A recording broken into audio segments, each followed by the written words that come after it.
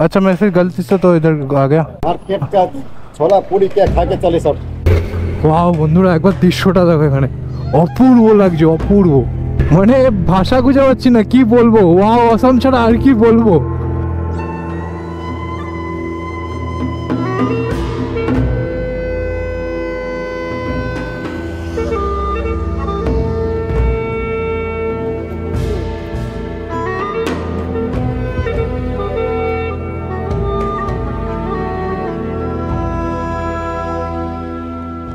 So very good morning বন্ধুরা, good morning from Gangtok.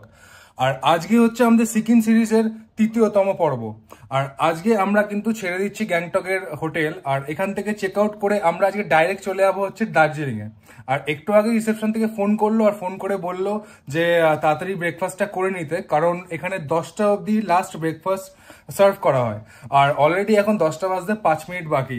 তো ফটাফট গিয়ে আমরা ব্রেকফাস্ট করে নিই, তারপরে আমাদের লাগেজও প্যাক করার আছে, কারণ আজকে রাইডটা কিন্তু মোটামুটি এই 100 কিলোমিটার মতো হতে চলেছে। গুগল মামা দেখাচ্ছে আমাদের যেতে সময় লাগবে হচ্ছে 3 ঘন্টা, বাট আমাদের তার থেকে বেশি আরো লাগবে, কারণ আমরা রাস্তায় রিলস বানাবো অ্যান্ড ফটোশুট করবো। তো চলো গিয়ে দেখে নিই যে সুমিত তাকসাং রিসর্ট যেখানে আমরা রয়েছি, এখানে কিরকম ব্রেকফাস্ট সার্ভ করা হয়।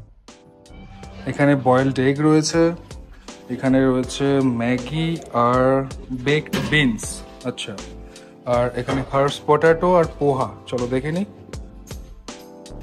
তারপরে নেক্সট এখানে সাম্বার আর দেখানোর কিছুই নেই, সবাই জানো। আর এখানে রয়েছে ইডলির সাইজও ভালো, বাট একটা রয়েছে, ওটা আমিও খাবো না, অরিন্দমও খাবে না।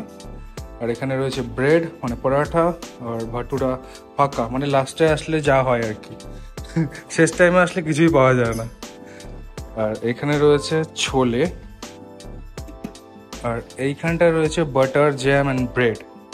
আর এখানে কুকিজ, কর্নফ্লেক্স, টি, কফি, ফ্রুটস, আর ওইখানে রয়েছে জুস। তো হয়ে যাবে তো এটাই ব্রেকফাস্ট? হ্যাঁ, অনেক বেশি। আমাদের সেরকম একটা অ্যাকচুয়ালি খিদে নেই, তো যা আছে এতেই কম বেশি খেয়ে তাড়াতাড়ি বাইকটা লুক করে আমরা বেরিয়ে যাব। তো এই যে আমাদের ব্রেকফাস্ট আজকে একদম কম খাবার নিয়ে নিয়েছি। আমি একটা পরোটা নিয়েছি, আর নিয়েছি একটুখানি ম্যাগি, এটা ভেজ ম্যাগি, আর এখানে রয়েছে বেকড বিনস আর একটা বয়েলড এগ, আর সাথে নিয়েছি 1 কাপ চা, আর এই যে আমার ওয়াটারমেলন জুস। তো একদম কম খাবার নিয়েছি, কারণ রাইডে বেশি খাবো না, কারণ আজকে কিন্তু 100 কিলোমিটার আবার বাইক চালাতে হবে। তো যদি কোনো প্রবলেম হয়ে যায় তখন কিন্তু মুশকিলে পড়ে যাব, তাই না? আর অরিন্দমও নিয়েছে হচ্ছে ম্যাগি, কলা, একটা বয়েলড এগ, চা, ব্রেড। আর ওটা কি খাচ্ছিস? আচ্ছা, ব্রেডই খাচ্ছিস। আরও অ্যাকচুয়ালি অপশানস ছিল, বাট অনেক অপশান শেষ হয়ে গেছে, কারণ আমরা অলরেডি লেট এসেছি। তো আমাদের জন্য উনিও মানে এখনও সার্ভ করে যাচ্ছেন আমাদের আর কি। চলো মোটামুটি এই দিয়ে আমাদের আজকে ব্রেকফাস্ট হয়ে যাবে। তো আমার সিকিম সিরিজের আগের ব্লগগুলো যারা এখনো দেখোনি, তাহলে কি করছো, জলদি গিয়ে দেখো। সিকিমের প্রিভিয়াস ব্লগগুলোর কিন্তু লিঙ্ক আমি নিচে দিয়ে দিয়েছি। আর দার্জিলিং শহরটা কিন্তু বাঙালিদের কাছে খুবই একটা জনপ্রিয় একটা শহর, বাট আমি কিন্তু কোনোদিনও দার্জিলিং আসিনি। তো আজকে দার্জিলিংয়ের জন্য কিন্তু আমি প্রচণ্ড বেশি এক্সাইটেড। তো গিয়ে যদি আমাদের রিসর্টটা ভালো লাগে, দার্জিলিং শহরটাকে যদি আমার ভালো লাগে, আমি জানি আমার ভালো লাগবে, তো যদি ভালো লাগে তাহলে আমরা ওখানেই 2 দিন স্টে করে যাব। আর যদি ইনকেস যদি ভালো না লাগে, তাহলে আমরা কালকের দিনটা শুধু স্টে করে তারপরের দিন অন্য কোথাও চলে যাবো, লাইক কালিম্পং বা কার্শিয়ংয়ে। আর দার্জিলিং শহরটা নিয়ে কিন্তু আমি প্রচন্ড বেশি এক্সাইটেড, কারণ তোমরা সবাই জানো যে সত্যজিৎ রায়ের তৈরি সব থেকে ফেমাস ক্যারেক্টার ফেলুদা, আর ফেলুদা মানেই লালমোহন গাঙ্গুলি আর তোপসে। তো ফেলুদা সিরিজে কিন্তু অনেকবার দার্জিলিং এর কিন্তু মেনশন আছে, তোমরা অনেক গল্পতেই কিন্তু দার্জিলিং এর মেনশন পেয়ে থাকবে, যেমন দার্জিলিং এ জমজমাট, আর ওখানে বিশেষ করে কেভেন্টার্সে হট কফি খাওয়া, এইগুলো মানে একটা মানে দেখো আমি বলছি আমার গুজবাম্পস আসলো, মানে এগুলো কিন্তু বাঙালিদের কাছে একটা নস্টালজিয়া ব্যাপার। তো সেখানে যেতে চলেছি, তো ওটা ভেবেই খুব এক্সাইটমেন্ট লাগছে। আর হ্যাঁ, কেভেন্টার্সে যাবো, কেভেন্টার্সে গিয়ে কিন্তু হট চকলেটে ট্রাই করবো, আর খেয়ে তোমাদের বলবো যে কিরকম কি রিভিউ।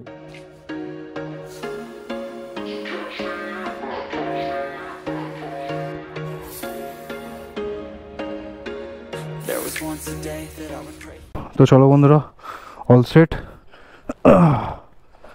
এখান থেকে টাটা বাই বাই বলে এই রিসর্টকে আমরা এখন যাব এই কোম্পানিরই আর একটা রিসর্টে, যেটা হচ্ছে দার্জিলিংয়ে, সমিত সুইস হেরিটেজ। তো চলো, জয় ভোলেনাথ। তেল ভরতে হবে। তো আমাদের রিসর্টকে এবং গ্যাংটক শহরকে টাটা বাই বাই বলে আমরা আজকে রওনা দিয়ে দিয়েছি আমাদের নতুন ডেস্টিনেশনের পথে, সেটা হচ্ছে দার্জিলিং। আর প্রথমবার আমি দার্জিলিং দেখতে চলেছি, বেশ একটু রোমাঞ্চ ফিল হচ্ছে ভেতরে।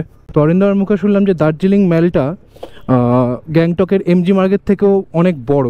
তো আজকে বিকালেই কিন্তু আমরা বেশ একটু সময় কাটাবো দার্জিলিং ম্যালে, আর আমরা সময় কাটাবো মানে তোমরাও সময় কাটাবে আমাদের সাথে। তো গ্যাংটক শহর আবার দেখা হবে তোমার সাথে খুব শিগগিরই। আর পেছনে একটা পেট্রোল পাম্পে আমরা জিজ্ঞেস করলাম, বাট ওই পেট্রোল পাম্পে পাওয়ার নেই, আর পাওয়ার ছাড়া তো আমাদের বাইকে আমরা তেল ভরতে পারবো না। তো এই যে একটা ইন্ডিয়ান অয়েল পেট্রোল পাম্প, তো দেখি এখানে পাই কি না আমরা পাওয়ার। ভাইয়া পাওয়ার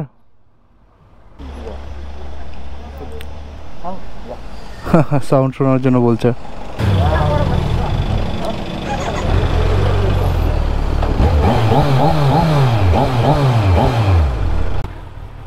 তো হাফ ট্যাঙ্ক খালি ছিল, বেশি তেল ঢুকলো না, 930 টাকার পেট্রোল ঢুকলো। আর এখানে পাওয়ার নিল 106 টাকা লিটার, মানে কম, অনেকটাই কম নিল। বাট এটাই ওয়েস্ট বেঙ্গলে ঢুকে গেলে কিন্তু এটাই আবার প্রাইস 114 টাকা। জয় ভোলেনাথ। পেছনে একটা গাড়ি দাঁড়িয়ে একজন দিদি, উনি ভমিট করছিলেন। তো অনেকের কিন্তু এই অল্টিটিউড সিকনেস বা এই পাহাড়ে আসলে কিন্তু ভমিট ভাবটা মানে দেখা যায়, তবে আমার এইসবে কোনো কিছুর বালাই নেই।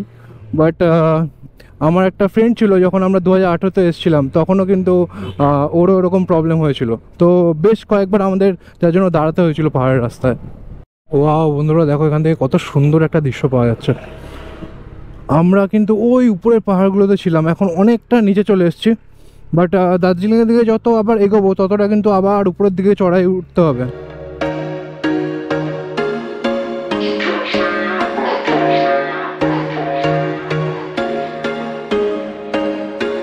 There was once a day that I would pray for you. I'd go and misbehave just so you'd notice too. Sneaking looks up and down from across. পাহাড়ের রাস্তায় 90, ভাবতে পারছো, দেখো 73-তে যাচ্ছি।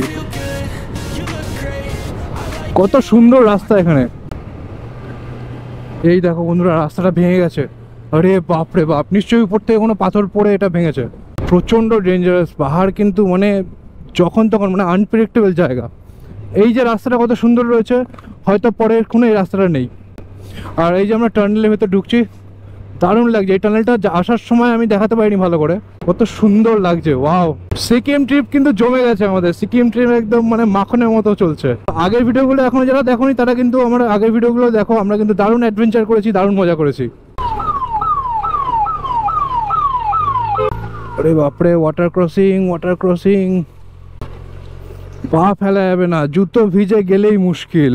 বাপরে, রীতিমতো স্ট্রাগল। আর একটু, হ্যাঁ, এই যে ডান দিকে হচ্ছে তিস্তা নদী।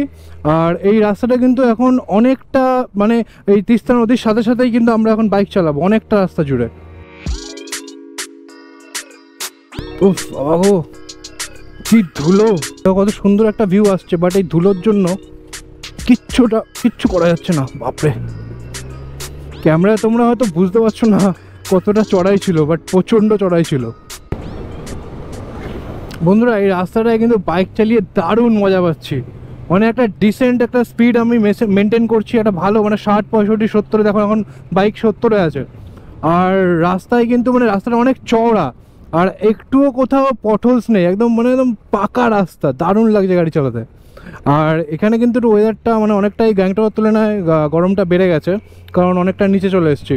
তবে দার্জিলিংয়ে গেলে আবার একটু ঠান্ডা পাবো, জানি না গ্যাংটকের থেকে বেশি ঠান্ডা কি কম ঠান্ডা, ওটা তো যাওয়ার পরেই বুঝতে পারবো। তবে পাহাড়ে বাইক চালিয়ে মানে মন পুরো একদম খুশ। আর আমার এই থান্ডার মানে Z900 বস, এটা নিয়ে কোনো কথাই হবে না, মানে এত ভালো পারফরমেন্স দিচ্ছে, মানে জাস্ট মানে নেক্সট লেভেল পারফরমেন্স। তো এই যে ফাইনালি এই ব্রিজটা খুঁজে পেলাম। আমি ভাবছিলাম আমরা কি অন্য রাস্তা দিয়ে যাচ্ছি, মানে ব্রিজটা কেন আসছিল না। আর এখান থেকে আমরা নেব হচ্ছে ডান দিকে। এই দার্জিলিং জানা অ্যাকচুয়ালি। अच्छा अच्छा अच्छा अच्छा। अच्छा मैं फिर गलती से तो इधर आ गया। अच्छा इधर से घुमा लेता। मार्केट का छोला पूरी क्या खा के चले सब। तो घुमा लो, यूटर्न मार लो। আচ্ছা ঠিক আছে। তো ওই ব্রিজে তো আমাদের ঢুকতে দিল না, তো আমাদের বলে দিল যে ওটা ওয়ান ওয়ে হয়ে গেছে, বাট গুগল ম্যাপ দেখাচ্ছে আমাদের ওদিক থেকেই যেতে। বাট দেখা যাক, চলো এদিকে এখন যাচ্ছি, এখনও রুটটা এখনও নেয়নি গুগল ম্যাপ, আমাদের এখনও বলছে পেছনে ইউটার্ন নিতে। তো আর একটু এগালে হয়তো নতুন করে রিম্যাপিং হয়ে যাবে, একটু চলে যেতে দিলেই পারতো। অ্যাকচুয়ালি সব জায়গায় রুলস রেগুলেশনস থাকে, তো সেগুলো মেনে চলাটাই হচ্ছে বুদ্ধিমানের কাজ। তো চলো নতুন রুট দেখিয়ে দিয়েছে, সামনে দিয়ে মনে হয় আর একটা ব্রিজ আছে, ওই ব্রিজটা আমাদের পেরোতে হবে। আচ্ছা এই জায়গাটা অনেক ভিডিওতেই দেখেছি, এখান থেকে অনেকে এন্ট্রি করে মানে গ্যাংটক ফ্যাংটক যাওয়ার জন্য। তো এইখানে কিন্তু আইডি টাইডি চেক করে অনেক সময়, আবার মাঝে মধ্যে করে না। ওই যে ওই ব্রিজটা দিয়ে আমাদের যাওয়ার কথা ছিল, বাট যেতে তো দিল না, তো আমরা এদিক দিয়ে যাচ্ছি, কী করা যাবে। আর এই ব্রিজটাই কিন্তু আলাদা করছে তোমাদের মানে সিকিম আর ওয়েস্ট বেঙ্গলকে। এই যে আমরা কিন্তু আবার ওয়েস্ট বেঙ্গলের দিকে ঢুকে যাচ্ছি এই ব্রিজটা পেরোলেই। ব্রিজের ওই পারে দেখা যায় হচ্ছে কালো জামা প্যান্ট পরে পুলিশ, মানে সিকিম পুলিশ দেখা যায়, আর এই সাইডে দেখা যায় খাকি জামা প্যান্ট পরে পুলিশ, মানে ওয়েস্ট বেঙ্গলের পুলিশ। তো এই সুন্দর তিস্তার সামনে আমরা কিছু রিলস আর ফটোশ্যুট করে নিলাম, এইগুলো তোমরা দেখতে পারবে আমার ইনস্টাগ্রাম অ্যাকাউন্টে। দেখো এখানে আমার ইনস্টাগ্রামের আইডি চলে এসছে, এবং তোমরা ডেসক্রিপশানেও পেয়ে যাবে লিঙ্ক। চ দেখো কীভাবে ভিডিও করে দিচ্ছে। হ্যাঁ, তো এই যে ভাইরা আবার আমাদের দাঁড় করালো, ছবি টবি নিল, তো ভালো লাগে এরকম, কোনো অসুবিধা না। 5-10 মিনিট লেট হয়, বাট এটা আমাদের কোনো মানে সেটা অসুবিধা নেই। কেউ যদি আমাদের বাইক দেখে আমাদের দেখে যদি ভালো লাগে তো কেন নয়, তাদের জন্য 5 মিনিট অবশ্যই আমি দিতে রাজি আছি। চলো বাই। এই যে এই জায়গাটায় সব থেকে বেশি ক্ষয়ক্ষতি হয়েছে, দেখো সব ভেঙে পড়েছে উপর থেকে। এই জায়গাটা কিছুদিন আগে যে ন্যাচারাল ডিজাস্টারটা হয়েছে, এই জায়গাটা প্রচুর ক্ষতি হয়েছে। মানে তিস্তা নদীর এখানে একটা বাঁক মানে বেঁকছে আর কি, এখানে একটা বাঁক রয়েছে, তো ওই জায়গাটাতেই এতটা ক্ষয়ক্ষতিটা হয়েছে। দেখো এখনও কাজে মানে মেরামতি চলছে। আর নদীটা কতটা বড় হয়ে গেছে, মানে রাস্তাটা আগে চওড়া ছিল, বাট নদীটা এখন কতটা বড় হয়ে গেছে। এখান থেকে রাস্তাটা অনেকটা বেশি চওড়া ছিল, কিন্তু সব ভেঙে বেরিয়ে গেছে, তিস্তা নদী সব মানে নিয়ে চলে গেছে, আর রাস্তাটা তার জন্য এতটা ন্যারো হয়ে গেছে এখানে। আর এই যে এতক্ষণ বাদে আমরা তিস্তা নদী পার করলাম, তিস্তা নদী পার করে আবার আমরা এই পরে চলে আসলাম। গুগল ম্যাপটা অনেকক্ষণ ধরে কাজ করছিল না, যার জন্য ভুল রাস্তায় চলে এসেছি। তো এবার দেখাচ্ছে যে সামনে থেকে ইউটার্ন নিতে হবে। দেখো বন্ধুরা, একদম তিস্তা নদীর সামনে চলে এসেছি। মানে এতটা কিন্তু তিস্তা নদীর কাছে কিন্তু এই প্রথমবার আসলাম।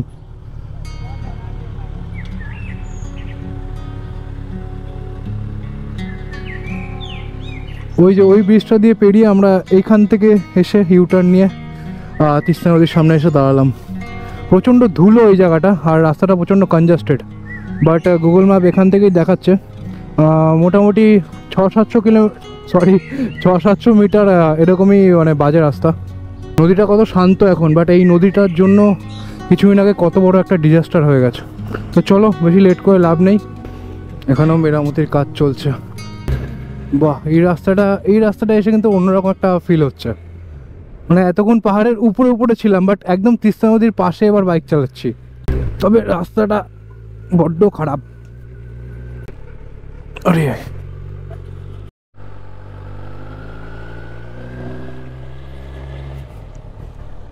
অরিন্দম রেন মোডে দে, নাহলে কিন্তু গাড়ি স্কিড খেয়ে যাবে। চারিপাশটা একবার দেখো, পুরো জঙ্গলে আচ্ছন্ন, শুধু জঙ্গল আর জঙ্গল। আমার এখানে বাইক চালিয়ে এরকম একটা ফিল হচ্ছে যে প্রকৃতির এই যে শান্ত পরিবেশ, সেখানে আমরা এই বাইক চালিয়ে অশান্ত করে দিচ্ছি। পুরো রাস্তাটাই একটা মানে ক্লাইম করছি আমরা, আস্তে আস্তে উপরের দিকে যাচ্ছি। আর তেল তো এখনও ফুল ট্যাঙ্ক আমাকে দেখাচ্ছে, বাট ফুল ট্যাঙ্ক তো হতেই পারে না, জানি না, এখানে মিটারটা হয়তো ভুল দেখাচ্ছে, 1 মিটারও কমেনি। বাট এরম রাস্তা যদি আর কিছুক্ষণ থাকে তাহলে কিন্তু এক্ষুনি পেট্রোল সব উবে যাবে। ওয়াও বন্ধুরা, একবার দৃশ্যটা দেখো, এখানে অপূর্ব লাগছে, অপূর্ব। মানে গ্যাংটকের সৌন্দর্য আর দার্জিলিংয়ের সৌন্দর্য কিন্তু অন্যরকম। এখানে রাস্তা একটু কম চওড়া হতে পারে, বাট আশেপাশের মানে প্রকৃতিটা কিন্তু অন্যরকম। একটু গ্রিনারিটা যেন এদিকে একটু বেশি লক্ষ্য করতে পারছি। দেখো কি সুন্দর লাগছে, ওয়াও, মানে ভাষা খুঁজে পাচ্ছি না কি বলবো, ওয়াও অসাম ছাড়া আর কি বলবো।